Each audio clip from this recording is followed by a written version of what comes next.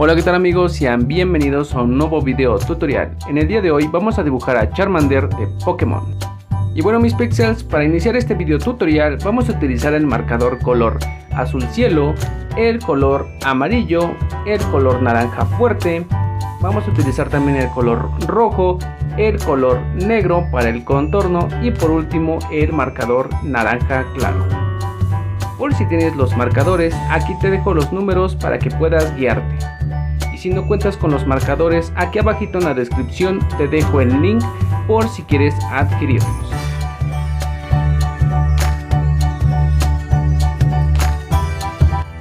Y bueno mis pixels, comenzamos el video tutorial de Charmander en pixelart.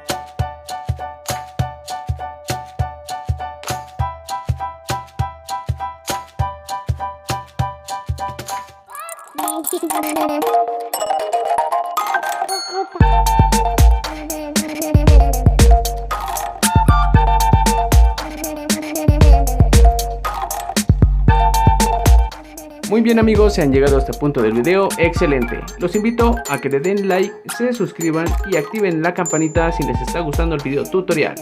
Continuamos.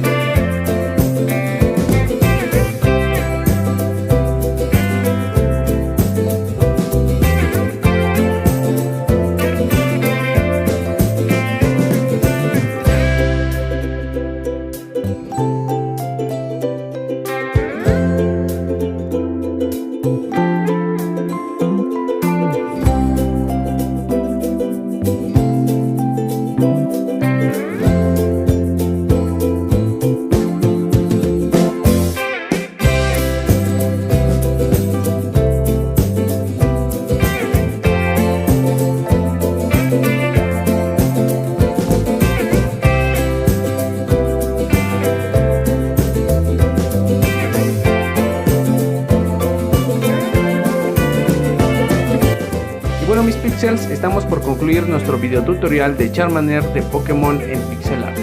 Sin más, los invito a que se suscriban, le den like, compartan, activen la campanita y bueno, sin más que decir, los invito a ver mis otros videos. Chao.